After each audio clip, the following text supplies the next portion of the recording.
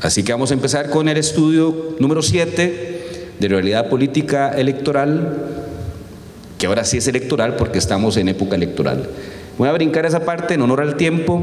Estoy bajo presión, a mí me encanta estar bajo presión. Dice que va a haber música a la par, viene el partido, ya tenemos mucho tiempo acá, pero vamos. Este es la muestra, muy en línea con la última censo de hogares INEC. Es un país prácticamente 50-50 hombres en los rangos de edad, ya la población joven cada vez menos fuerte. Yo recuerdo hace 10 años cuando regresé a Costa Rica, la población joven estaba muy fuerte, cada vez es menor. De hecho, el último dato fue impresionante, la incidencia del padrón dentro del total población, en la elección del 94 era 50%, hoy es un 72%. O sea, el padrón representa 72% del total población y hace 30 años era el 50%. Es un envejecimiento de la población total. Este país tiene la fecundación más baja de Latinoamérica, 1.2 superior a Chile, que eso es mucho decir, un país tan conservador. Y por provincia, con la nueva distribución, donde ya un cantón como Punta Arenas, el cantón de mi compañero David Segura, ya sobrepasa Heredia. En población, Heredia es el que menos está creciendo, Guanacaste es el que más está creciendo poblacionalmente, pero esa es la distribución. Por eso la nueva distribución de diputados está en función de este nuevo resultado del último censo. Esa muestra no es que uno escoge quién es católico, quién es título universitario, quién no. Da como resultado esta mezcla, y esta mezcla tiene una particularidad. Es un país que 95% es religioso, el otro 5% es o ateo o no respondió, que los meterían los ateos. De ese 95% religioso, prácticamente hay un 17% que dice creo en Dios pero no tengo religión, lo cual reduce el mercado a 81%. Y ese 81% es 60% católicos, 40% evangélicos. Uno diría, bueno, ¿y qué importa? No, no importa. Por ejemplo, ¿cuál es el mix de intención de voto del Partido Nueva República? ¿Más católicos o más no católicos? ¿Cuál es el mix de intención de voto de Laura Fernández? ¿Más católicos o más no católicos? Yo sí tengo la respuesta. Tenemos tarea. ¿Dónde están metidos los creyentes sin religión? Posiblemente en los partidos más progresistas. La mejor encuesta es la que no se ve. Aquí tenemos una cuestión que es pública, pero detrás de eso hay muchos datos que es lo que permite diseñar la estrategia. En términos de educación es una catástrofe. 41.5% de la población no se ha egresado de secundaria, no se egresó. O se quedó con primaria incompleta, 5 o 6%, que eso es básicamente tercera edad y zona rural. Primaria completa, secundaria incompleta, cada vez creciendo más. La deserción estudiantil es brutal y están cayéndose en manos de, yo diría, estamos como México, el crimen organizado de estar en el top 5 empleador de este país en este momento. Los datos de don Gerardo creo que son muy consecuentes. Es imposible que se reduzca la pobreza en zonas geográficas donde hay ni zona franca, ni inversiones nuevas, ni trabajo nuevo. Me acuerdo cuando vivía en Honduras, y uno no entendía con esos números de desempleo la juerga que se vivía en la calle. La combinación del que vivía en New Orleans, mandaba plata para 10 que vivían en una casa, más otra plata que entraba por otro lado de formas poco ortodoxas. Y la población universitaria en este país sigue siendo baja. Realmente el tema de la universidad tiene poco tiempo. De hecho, existe un abuso. No puede ser que un país como el nuestro tenga 62 universidades privadas. No tiene sentido, porque todavía hay mercado para eso. Es un mercado que va a tener que reinventarse, porque en una población que cada vez es más vieja o más adulta y menos joven, hay menos mercado para captar. Yo le decía a mi amigo William Salona que hay que captar todos esos de secundaria incompleta, como los mete uno en un plan y después los catapulta. Pero esta es nuestra realidad. Entonces, ¿por qué va a haber inversión extranjera en un país tan caro si el futuro recurso humano no es calificado? Y a través de eso un país inseguro.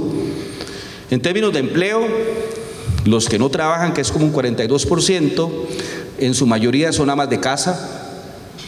y ahí porcentualmente vienen los jubilados, los estudiantes, los nini, y no sé, no respondo.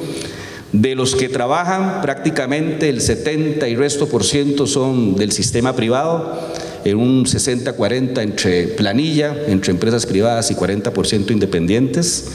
Y lo que es importante es que el empleo público sigue teniendo mucho peso. Del 100% de empleados emplanillados, 24% están en el sistema público. Aquí podríamos entrar a temas de salario promedio por sistema. Yo siempre estaba en contra de eso, he tenido mis conversaciones con don Gerardo, porque en el sistema privado hay mucha mano de obra no calificada. Mi ex esposa decía, este país donde la gente más estudia. Yo, ¿cómo?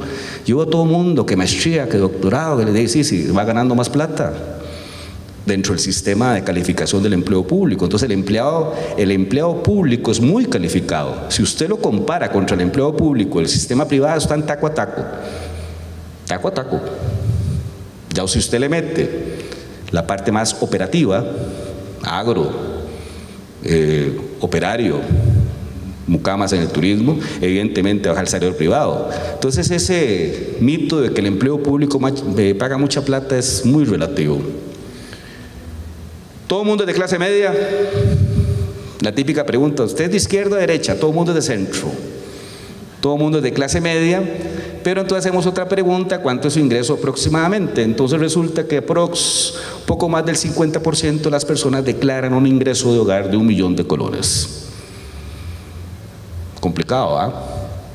Porque como vimos, esa inflación cero es relativa, porque la inflación en alimentos es complicada, los pases son complicados, etcétera, etcétera. ¿Y es un país conservador? No es un país progresista, no es un país de centro izquierda, es un país conservador. En la escala 1 a 10, siendo 1 lo más conservador y 10 lo más liberal, ya factorizado las puntuaciones, estamos en 4 punto algo, más conservador. Y en términos de cómo se informa, Facebook es el rey. Definitivamente el algoritmo de Facebook es brutal. X, Twitter, es de una élite. Tiene importancia porque desde ahí se genera mucha noticia en términos de los medios. Entonces, si usted quiere llamar un poco la atención, métase ahí, pero ahí no hay masa crítica. La masa crítica está en Facebook. Un algoritmo muy bien perfeccionado. Facebook hay que entenderlo desde su génesis. Su génesis dentro de la mente de su creador, así como las leyes responden al espíritu legislador, las creaciones tecnológicas responden al espíritu de quien las creó. Y el espíritu de Zuckerberg era la comunidad más grande del mundo donde priva la ley de expresión. Pero en su cabeza la ley de expresión era que si yo decía, los chinos son malos, doy derecho en decirlo. Libertad de expresión en esa comunidad. Eso tuvo su punto de quiebre después de la campaña de Trump y de ahí han venido todas las restricciones, pero dicen que la teoría de los 7 niveles, yo estoy a 7 niveles de Trump.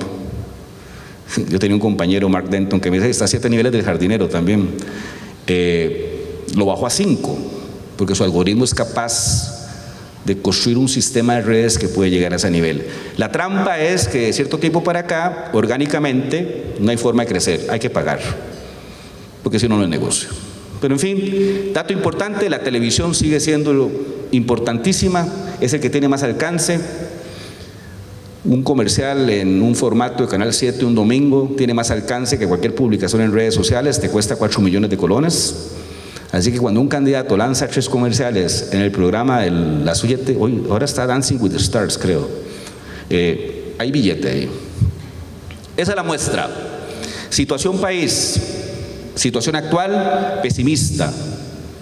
Y es una tendencia que se ha venido manteniendo en que la gente, y coincide con los datos cualitativos que acabamos de ver con José Alberto, de que hay una situación un poco negativa, gris, pesimista con respecto al país. Esa es la tendencia, esa es la serie que traemos.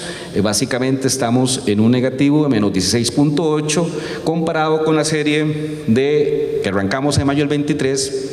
Es como si estuviéramos empezando. En términos de la economía del país, está igual, pero más flat, más lineal, no hay una tendencia tan decreciente, sino que está estacionada. Esto es muy importante, porque vamos a ver más adelante cómo el discurso oficialista, que para mí, y felicito a mi compañero Gerardo Corrales en ese trabajo tan loable y tan educativo, de nuevo comprar las mentiras del jaguar, pero ha sido exitoso en el relato de instalar que la economía está a todo nivel. Y lo vamos a ver más adelante como nuestra gente, aunque esté mal económicamente, considera que el país económicamente va volando. Yo le llamo eso cultura del titular. Voy a contar una anécdota.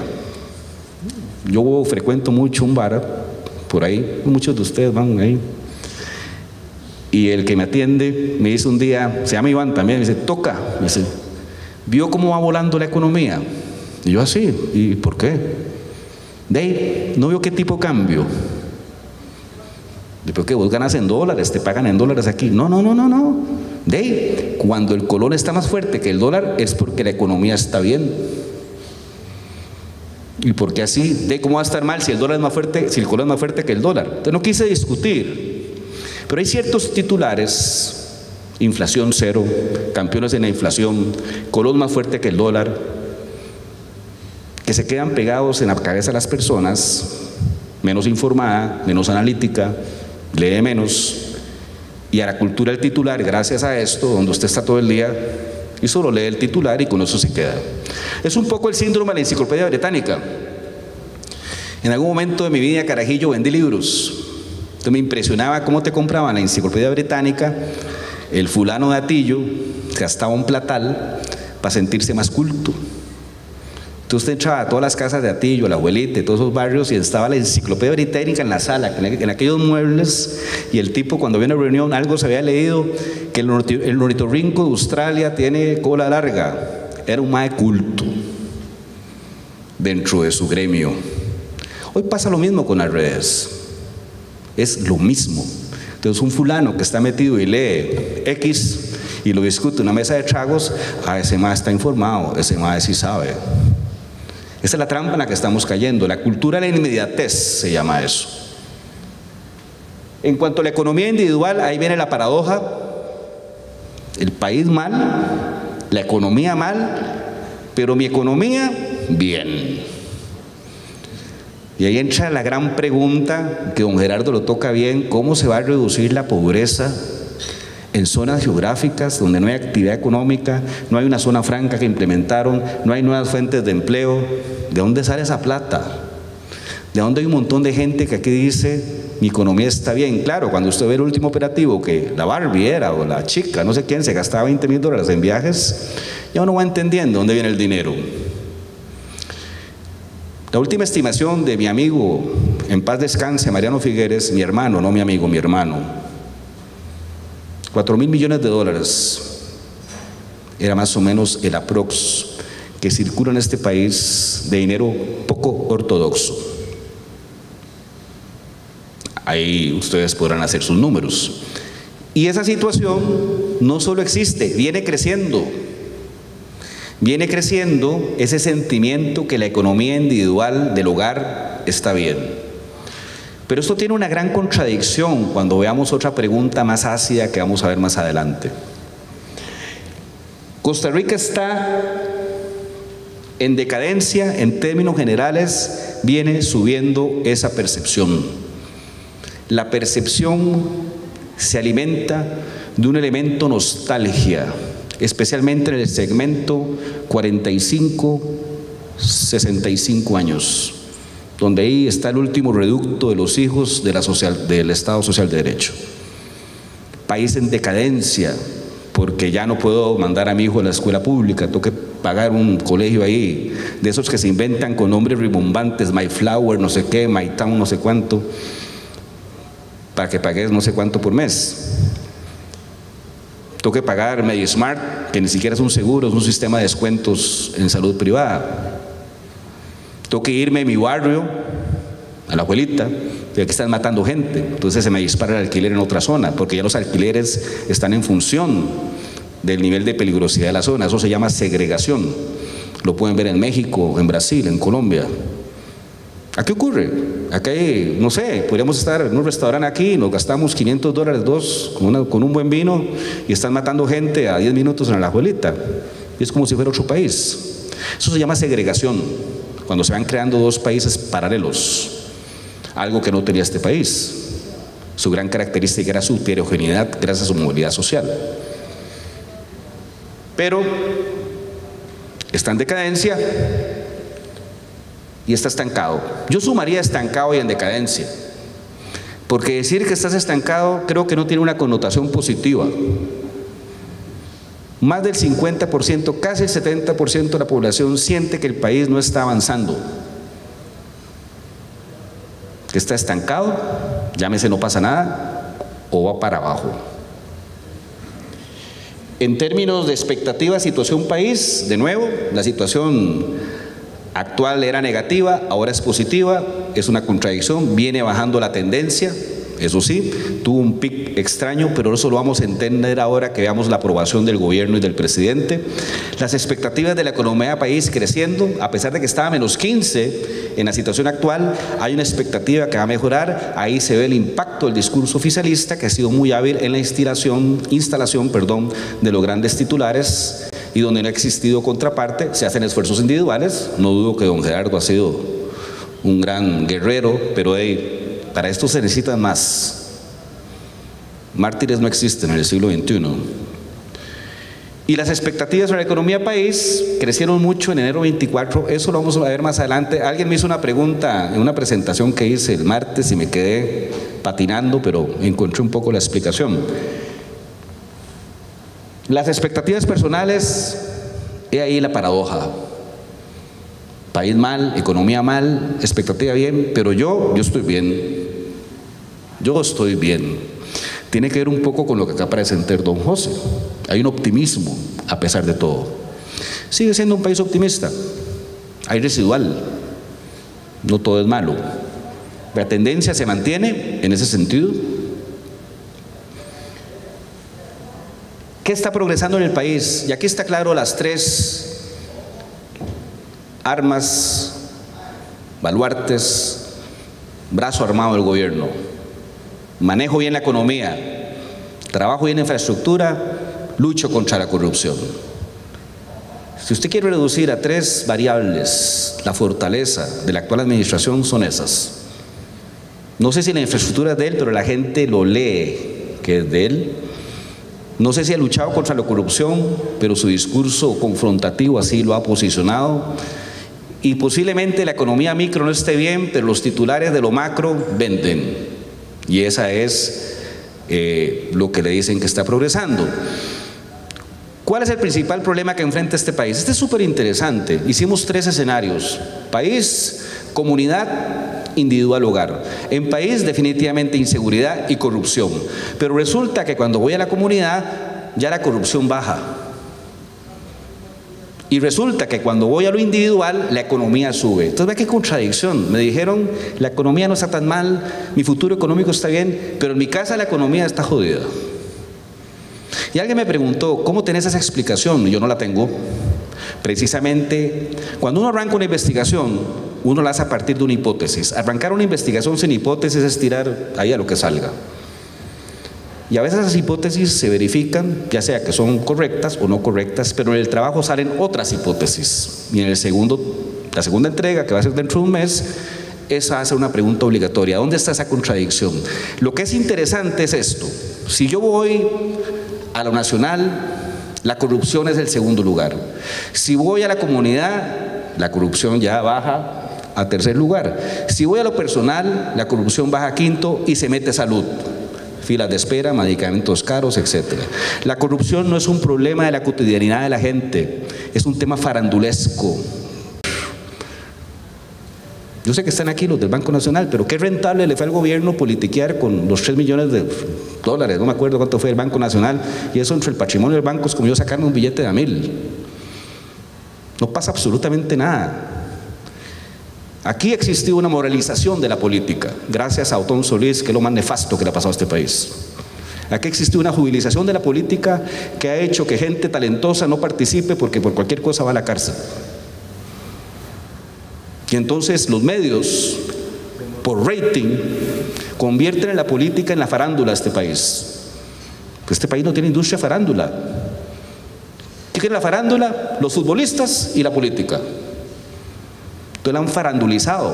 Entonces cualquier escándalo por unos centavos más, centavos menos, va de titular. Y es lo que genera que a nivel nacional la corrupción sea un problema. Pero cuando usted le pregunta al tipo en su día a día qué es lo que le afecta, no tengo plata, no tengo trabajo, no puedo comprar las medicinas, la corrupción no existe en el problema individual. Pero es rentable políticamente en campaña. Ojo con eso. Ojo con los mensajes en campaña. ¿Qué quieren ustedes? ¿Lo macro o lo micro? Eso es uno de los hallazgos más importantes de este trabajo, a mi gusto. Y no solo está en decadencia, ya la gente se convenció que la democracia, otro orgullo de este país, está en decadencia. Si yo pudiera felicitar al presidente Chávez por algo, lo felicitaría en sentido figurado por ese logro. Dilo, dilo, dilo, dilo y te creerán. No funciona el sistema, no funciona la institucionalidad, el sistema judicial es corrupto, prensa canalla, sala cuarta no sirve, hay que borrarla del mapa. Y si usted es un ciudadano poco informado, poco educado, con sentido de revancha, enojado, usted lo va creyendo. Ahí está el resultado. Ese es el legado. Contra eso hay que luchar. Ok. ¿Y el gobierno? Bien evaluado. ¿Sí? Porque es un discurso que cala en lo cualitativo que nos mostró don José Alberto. Y tiene una particularidad, y más adelante vamos a ver, hizo una cosa medio indebida, pero no importa, yo soy políticamente incorrecto, todos me conocen, así que no importa lo que va a pasar. Ahí le pediré perdón a Carlos Denton. Cayó, estuvo negativo y se recuperó. Hay una tendencia en la evaluación del gobierno del presidente. Arrancó como un avión, en el 23 le fue como un trasero, en el 24 recuperó porque hizo un rediseño del relato, agresivo y riesgoso, pero resultó, se estabilizó en el 2025. ¿Es este el cambio que Costa Rica necesitaba? Estamos polarizados, casi estamos 50-50. Este trabajo lo arrancamos abril del 22. Todavía no gobernaba Chávez, pero lo hicimos para entender qué esperaba la gente de Chávez. Porque en esencia Chávez no vivía en el país, no tenía un cargo público, no pertenecía a una cámara, a una empresa, no había sido diputado, no era nada. Quedó de presidente porque el candidato era Figueres. Y se lo dijimos, don Oscar fue insistente en eso, que no fuera el candidato, pero bueno, por eso es presidente Chávez, fue un antivoto. Pero cuando quedó presidente, nadie sabía quién era, la expectativa muy alta, gracias a que el gobierno saliente, y lo vamos a ver ahora, el peor evaluado de los últimos 50 años, y su presidente también, Carlos Alvarado. Carlitos, le digo yo de cariño, amigo. Expectativas altas. El cambio que Costa Rica necesita. Es imposible que estemos peor de lo que venimos saliendo del PAC. Y ahí viene la evolución.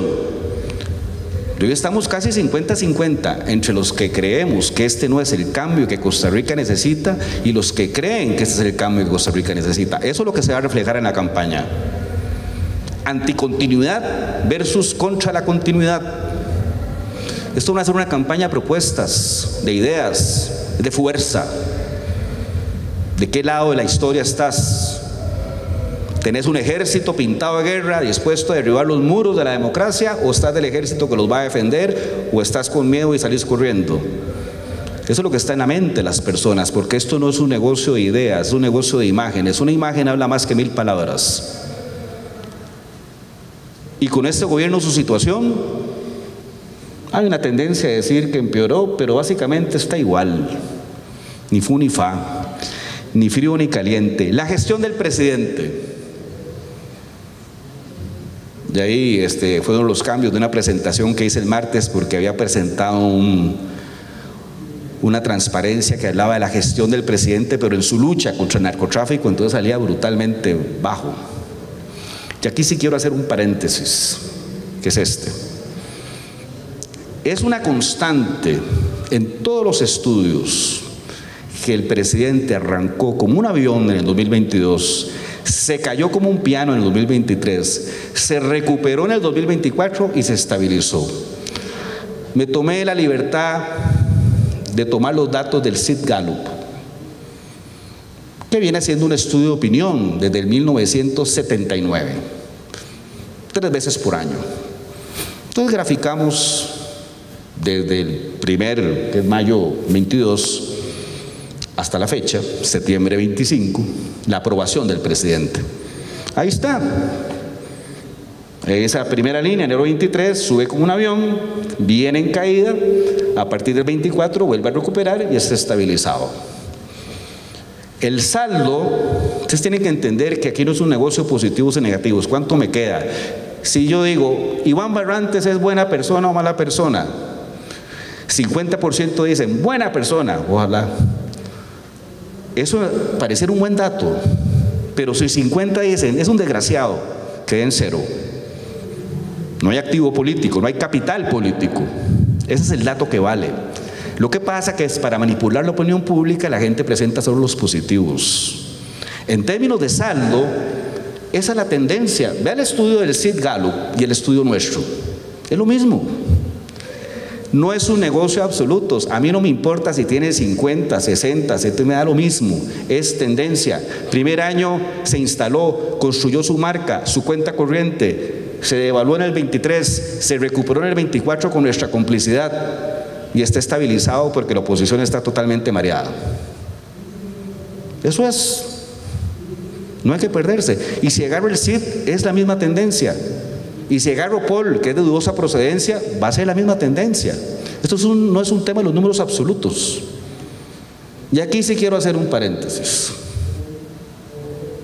Muchos han hablado de la popularidad de Chávez, que es histórica. Eso es mentira. Es buena, no es histórica. Aquí el que ha hecho historia es el señor que está ahí sentado, don Oscar Arias. CID Gallup, a septiembre de todos los años, esa es su medición, porque desde 79 disciplinadamente se viene haciendo la medición, y en esa medición Chávez tiene 40 de saldo, don Oscar tiene en su primera administración 66 y en su segunda administración 58. ¿Dónde está la oposición amplificando esa noticia?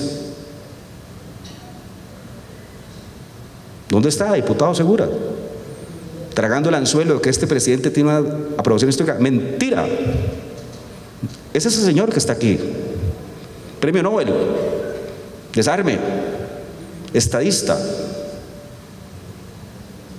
Ahí es donde estamos fallando. Y yo sé que Carlos Denton mañana de seguro me demanda, pero no me importa, porque en esto hay que asumir riesgos. Y si algo ha tenido Chávez, que lo conozco como la palma de mi mano, es que es un jugador de riesgo. Si esto fuera un juego póker, está apostando hasta la casa y no tiene los ases en la baraja. Pero el de al frente se orina los pantalones y se retira del juego. Así los tiene medidos.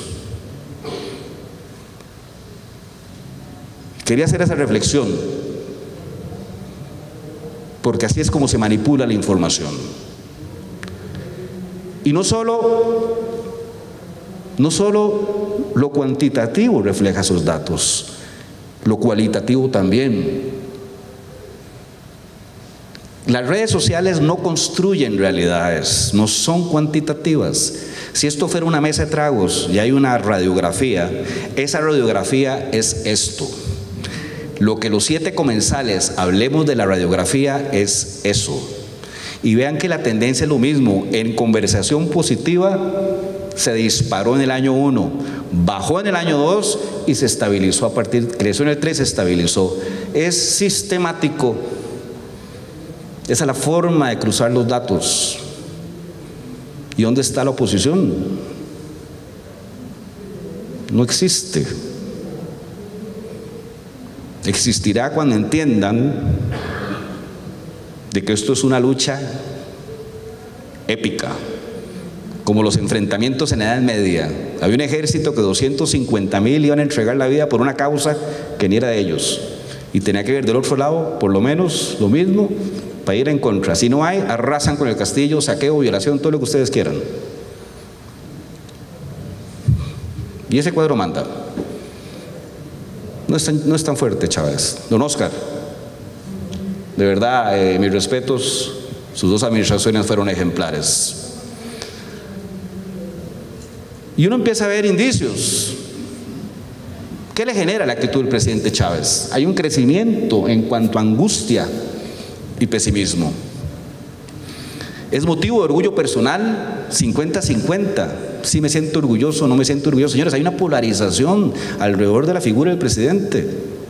Por eso el candidato no es Laura Fernández, el candidato es Rodrigo Chávez. Por eso va de ministro de la presidencia. No es de a gratis. Después de 3 años y medio de gobierno, está cumpliendo sus promesas. Hay una baja en que no está cumpliendo. Se ha logrado reenderezar el barco. Han sido hábiles. A mí un día me decía un fulano, es que vos estás en contra de Chávez. Yo no estoy en contra de nadie, a mí me toca analizar la realidad. Blanco es blanco, negro es negro. Da lo mismo mis pasiones. Yo siempre le hablaba a los compañeros de una república, yo les decía, ¿se acuerda, David?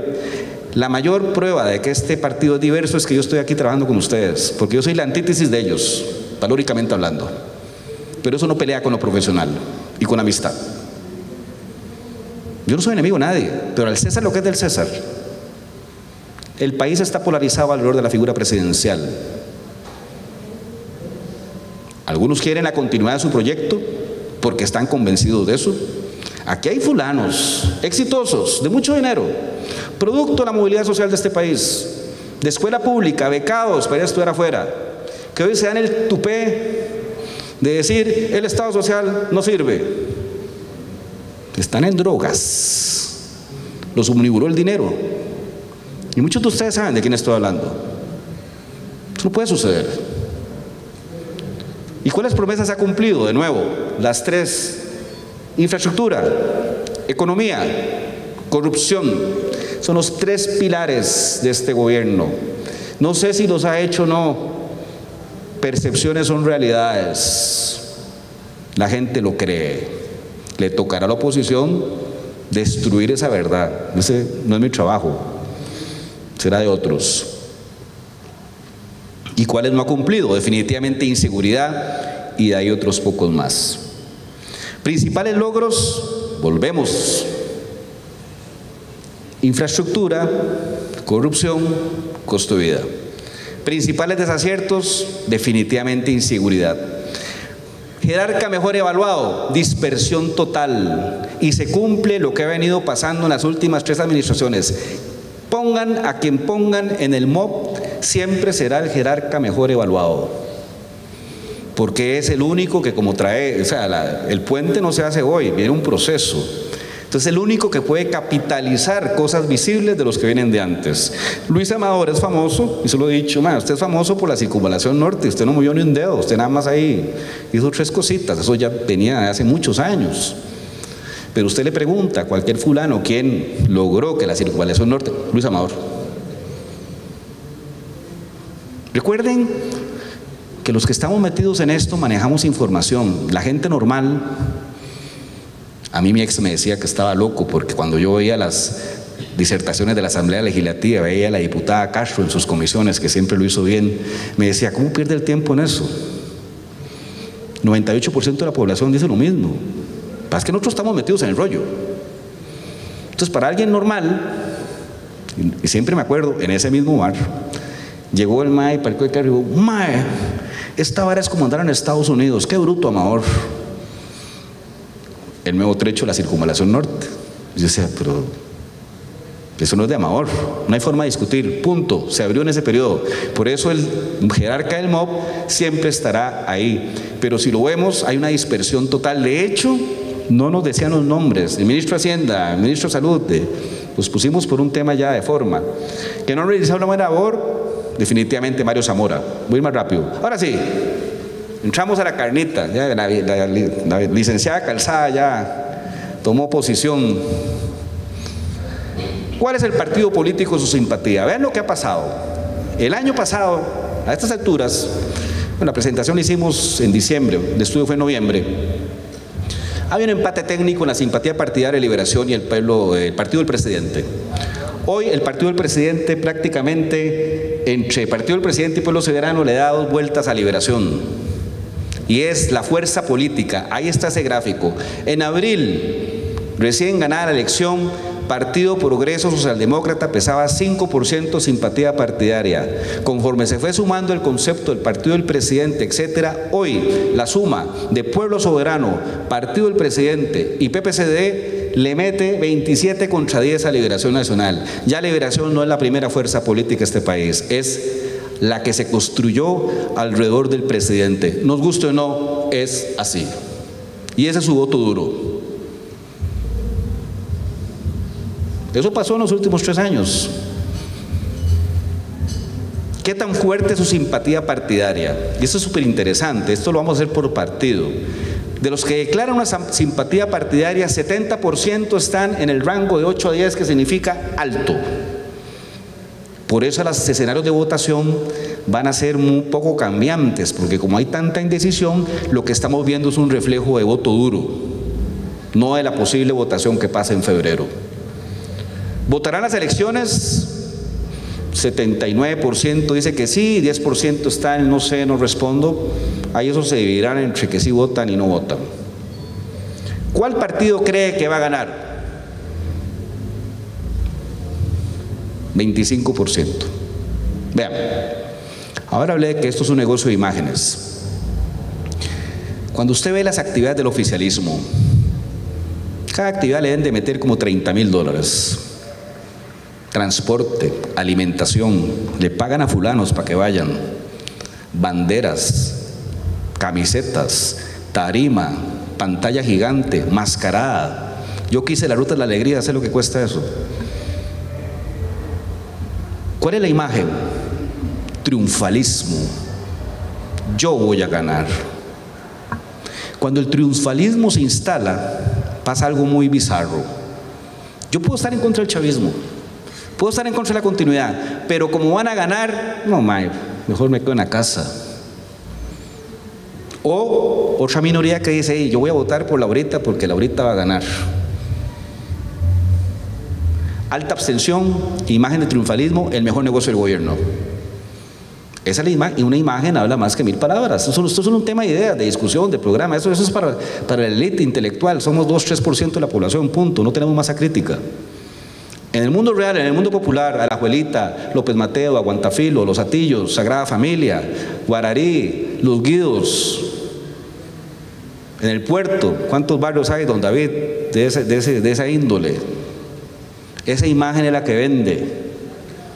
Y eso es lo que está instalando este gobierno, por eso son dueños de ese número. Pero me quedo con que el 55% no sabe.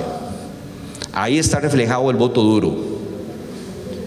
¿Por cuál partido votaría? En noviembre del año pasado, 62.3 no tenía un partido por quien votar. Eso se redujo a 48 y hoy 27.5 dice el gobierno. Viene de 12, porque es el que ha trabajado para eso.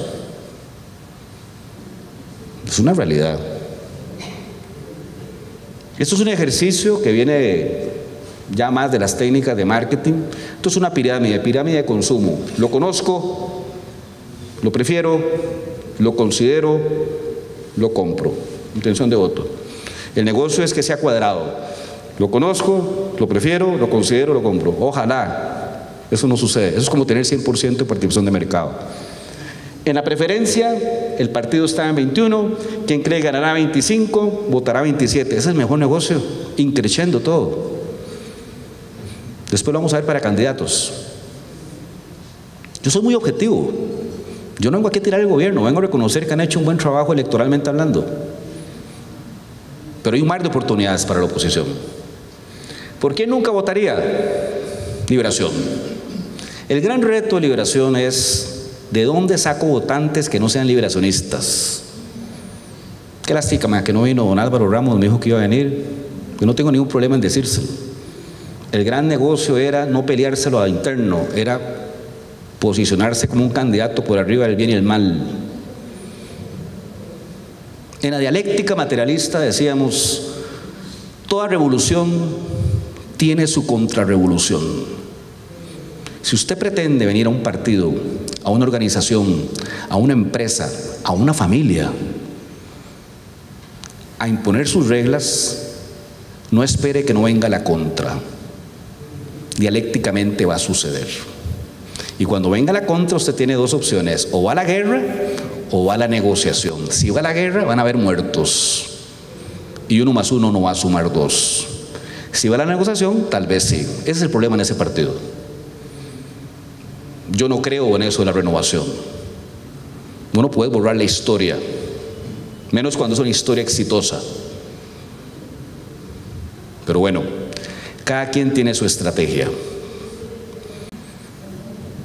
Ven qué interesante. ¿Cuáles candidatos a la presidencia conoce? Son números patéticos. Casi que están siendo conocidos por su carrera, su trayectoria, su capital como persona, más que por su condición de candidato. Doña Virginia, no se preocupe, usted va a tener esta presentación y vamos a tener una sesión de trabajo larga y tendida. Pero como personas, ahí sí cambia. Evidentemente Fabricio es el más conocido. Y un día entre broma y broma decía, maes, ustedes tanto que pelan a Fabricio y es el candidato con más experiencia de todos ellos. Me decía, ¿cómo? 3 veces candidato, en una ganó la primera vuelta, casi es presidente, si no es por la Virgen de los Ángeles, y 2 veces diputado. Nadie tiene ese récord. Es el más conocido. Luego viene Ariel, que ha hecho un excelente trabajo. No, perdón, me pasé de echar. Es el siguiente. Este es a qué partido pertenece. Esto es peor todavía. O sea, no los ubican como candidatos. Luego se pregunta, ¿y a qué partido pertenece? Debería ser 100. Álvaro Ramos, 57.8, la gente lo ubica como que es el candidato de Liberación, y así sucesivamente. Eso se llama falta de inversión.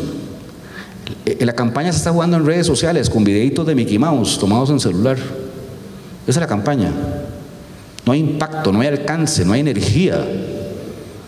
Todos ustedes son testigos de lo que es una verdadera campaña política. Lo que hoy estamos viviendo es un chiste. Como personas, sí los conocen. Ahí está Fabricio, lo que hablaba hace un rato, y así sucesivamente. Evidentemente hay candidatos que están muy abajo del nivel de conocimiento, que lo recomendable es arriba del 30%.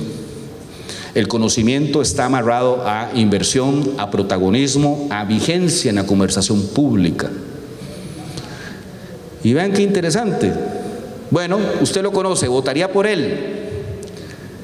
Quien conoce a Laura Fernández está casado con ella. Del 47.6 que la conoce, 53.5 dijo, la conozco y votaría por ella. Lo que el gobierno tiene es un voto duro, sectario, y no le van a dar vuelta. O sea, no pierde el tiempo discutiendo con un chavista que va a votar por Laura. Es como discutir, y no quiero ser peyorativo, con un testigo de Jehová en una discusión de si hay transfusión de sangre o no. No pierde el tiempo.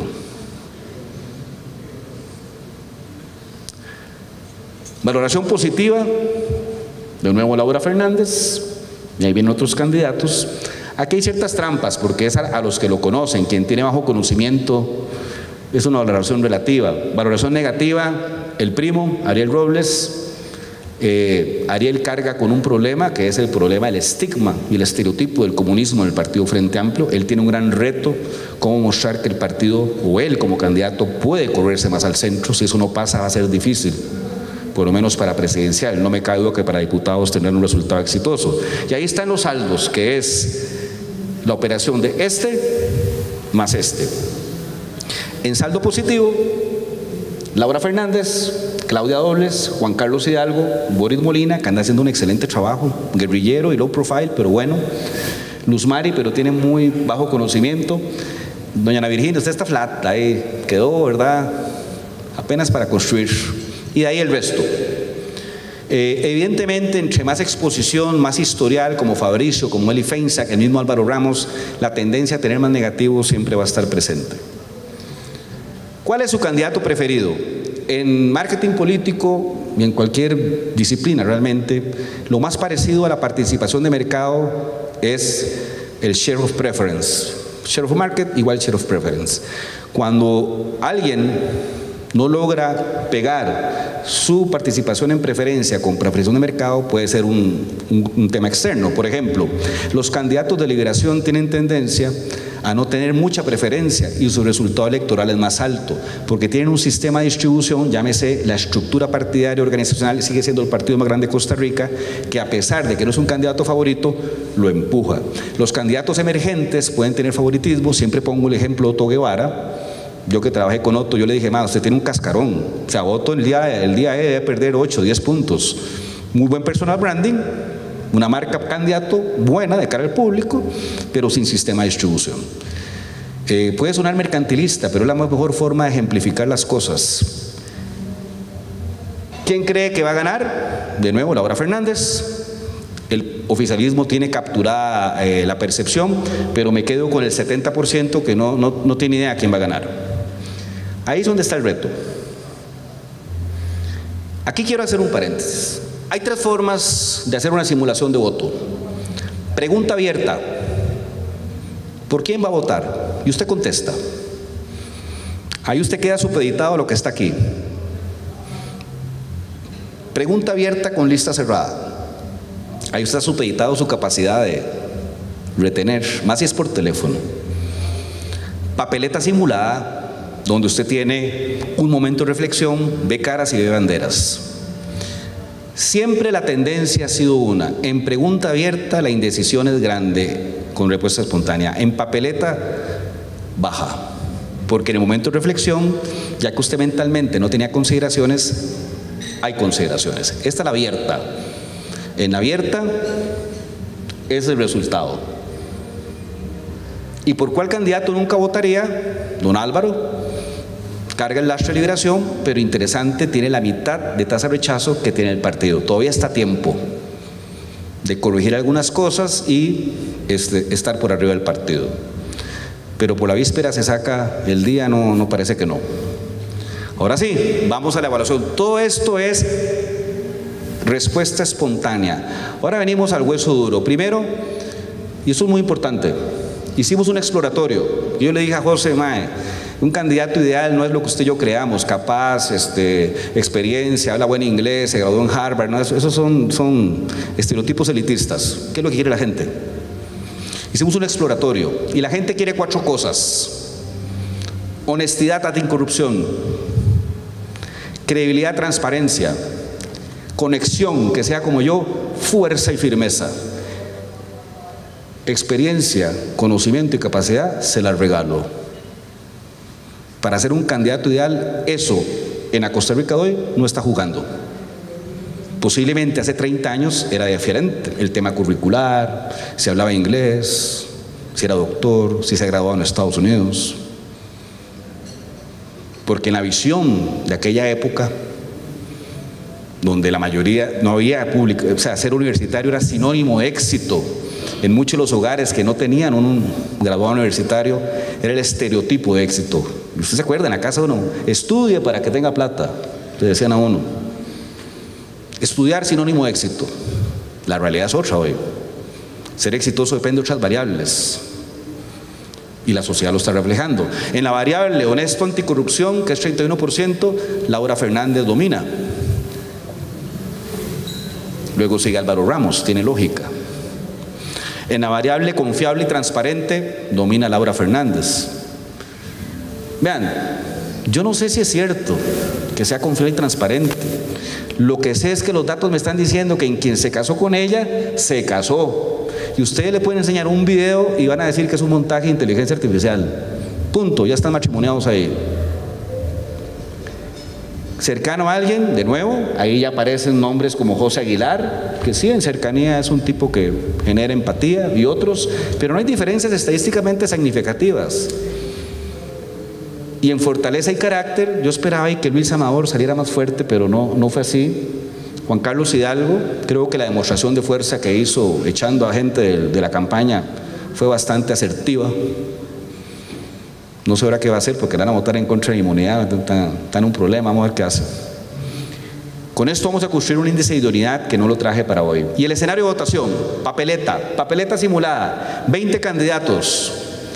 Doña Laura Fernández, 21%. Don Álvaro Ramos, 10.4%. Don Fabricio Alvarado, 6.5%. No está muerto. Ariel Robles, 4.1%. Claudia Dobles, 2.9%. 2.7 Lifeinsac. Doña Ana Virginia, felicitaciones, usted está en el juego. 2.5. Luis Amador, 2.5. Juan Carlos, 2.4. Otro, 2.8. 42.3 indecisión. Pero este es el ejercicio que yo quería. Espontáneo, papeleta. En espontáneo, indecisión 56.7. En papeleta 42.3. En el espontáneo es lo que hay en tu cabeza.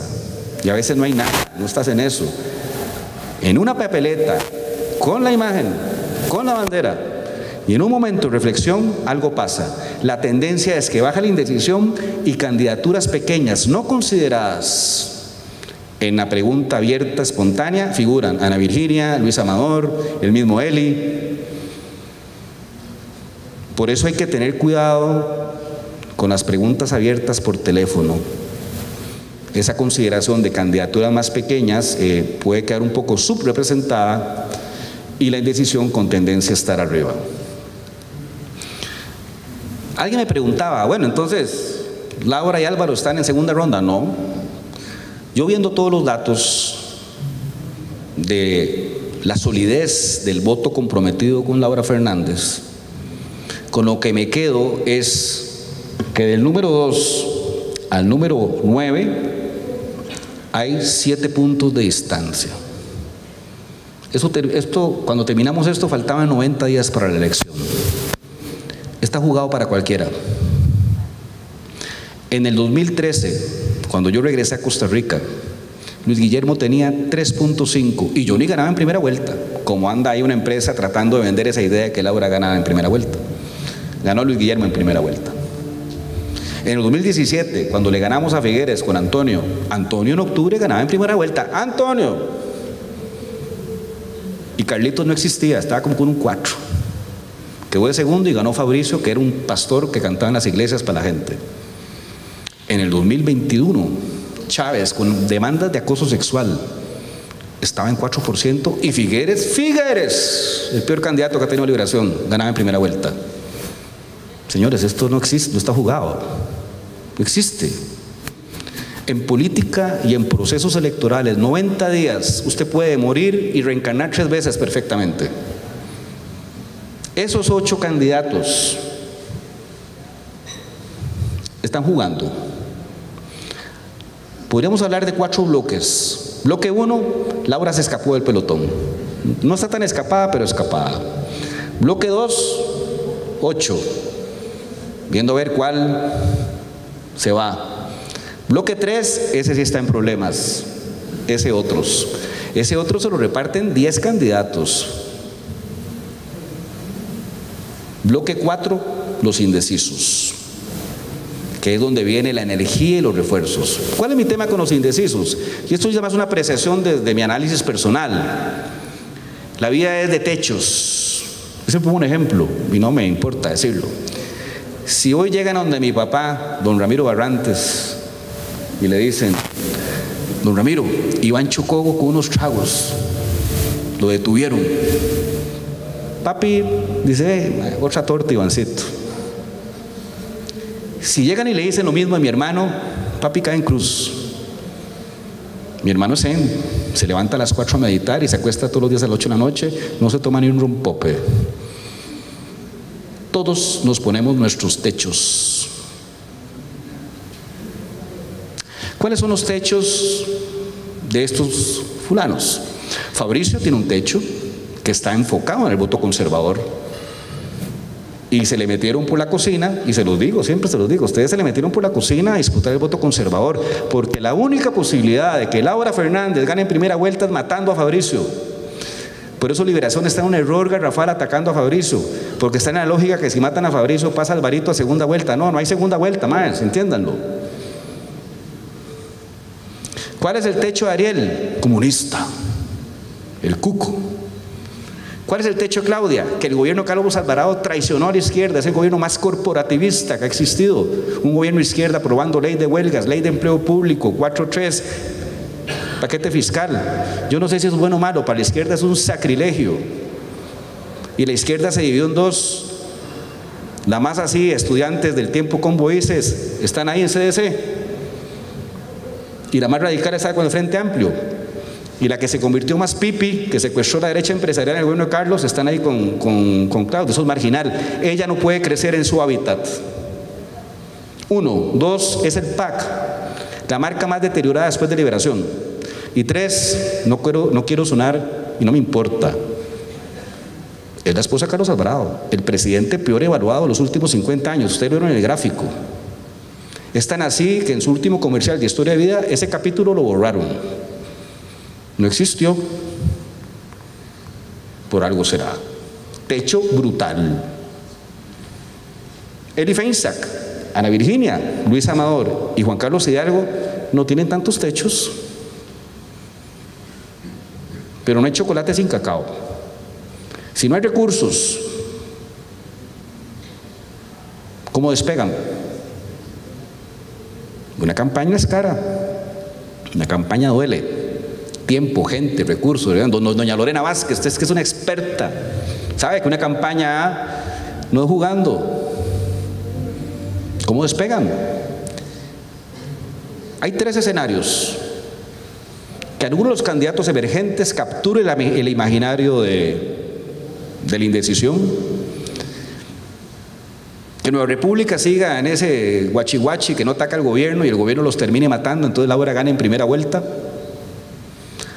O que nadie emerja y la indecisión se reparte entre todos y entonces a Alvarito le dan los números a pesar de todo. Eso es lo que viene. Y eso se va a jugar en enero. ¿Sí? A las pruebas me remito. Arrancando enero, con Luis Guillermo estábamos en 8.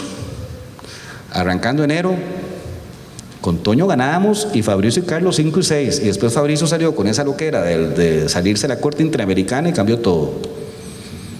En enero, primera semana, Rodrigo estaba en 6. Y a segunda vuelta íbamos, Fabricio, íbamos porque yo estaba ahí, con Figueres. Y cuando nos dimos cuenta, nos pasó a la par y nos lo vimos pasar. Esto es circunstancial. Uno no hace candidatos, uno no gana campañas. Los que dicen eso es para sacarle plata a la gente. Uno capitaliza circunstancias. Los que surfeamos sabemos. La ciencia está en montarse en la ola. Y si usted mantiene el equilibrio, la ola lo lleva. Si usted se pone a hacer pirueta, la ola lo bota. Si quiere ser más fuerte que la ola lo bota. ¿Cuál fue la ola del 2013? Fuera el bipartidismo, se montó Luis Guillermo en la ola. ¿Cuál fue la ola del 2017? La lucha entre lo religioso y no religioso. Ni siquiera fue LGTB. Ganó Carlos, que nunca había ganado. ¿Cuál fue la ola del 2021?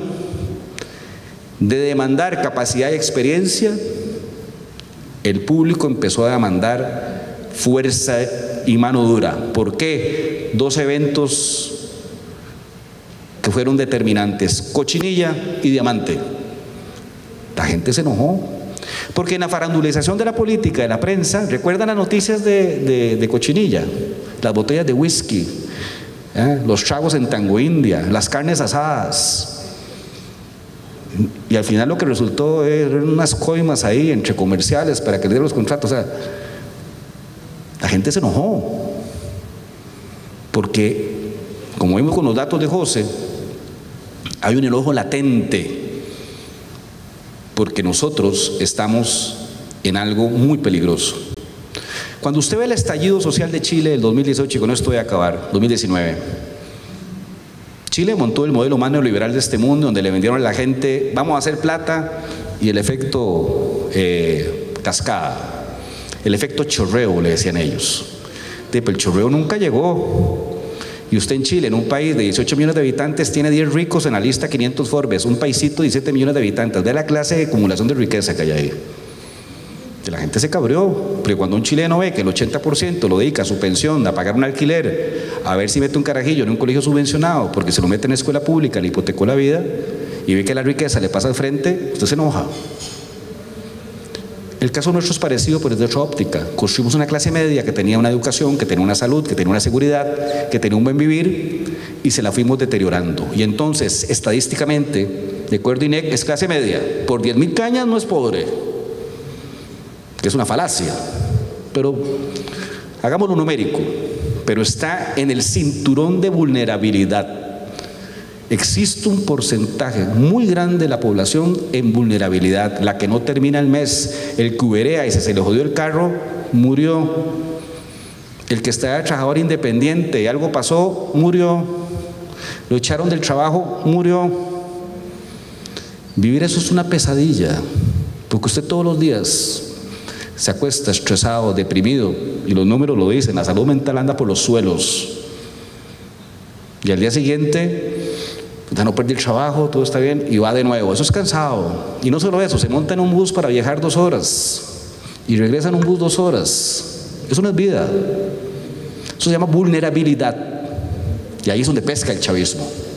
Porque esa vulnerabilidad es porque el sistema le falló, porque el sistema le dio. Cuando usted habla con los choferes de Uber, yo he hecho algunas investigaciones para Uber, es impresionante. Usted le jala la lengua y el tipo dispara. Fui gerente. Yo viajaba en las navidades a Miami para comprarle regalos a los carajillos y a la doña. Tenía un buen vivir.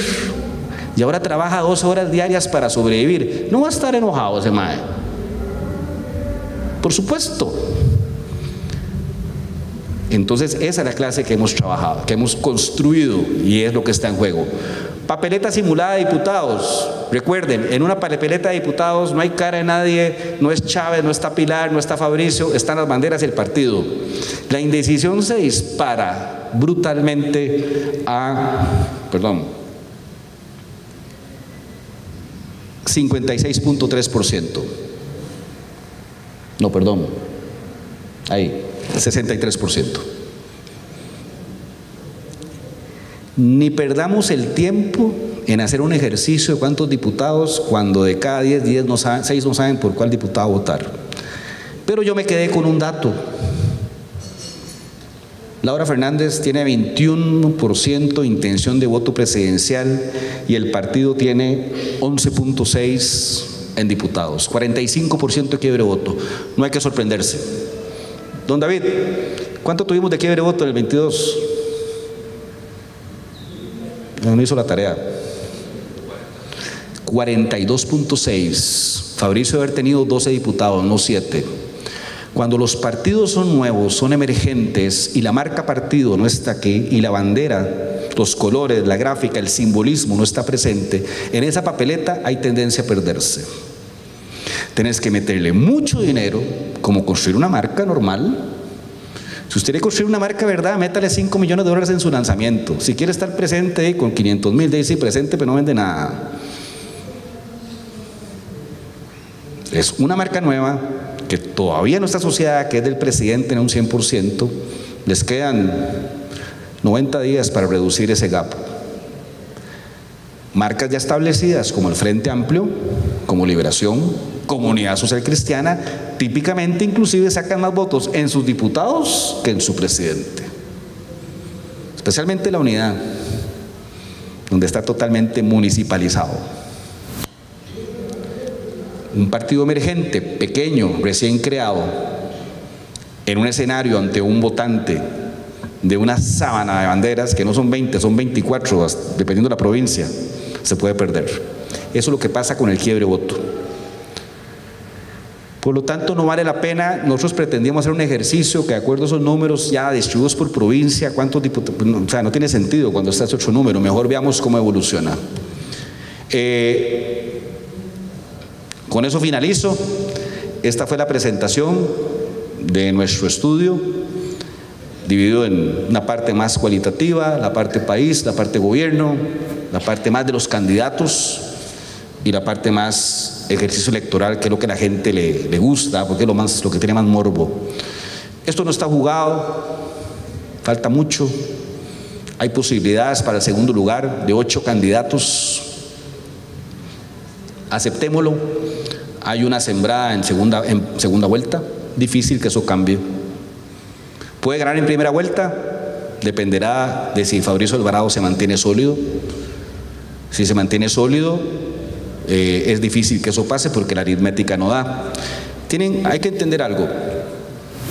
Antes de que existiera Laura Fernández y Pueblo Soberano oficialmente, que eso fue en agosto de este año, Fabricio estaba entre 10 y 15 y Natalia entre 1 y 5.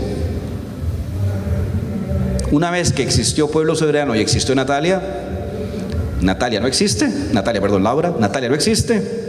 y Fabricio haber perdido unos 5 puntos en el camino.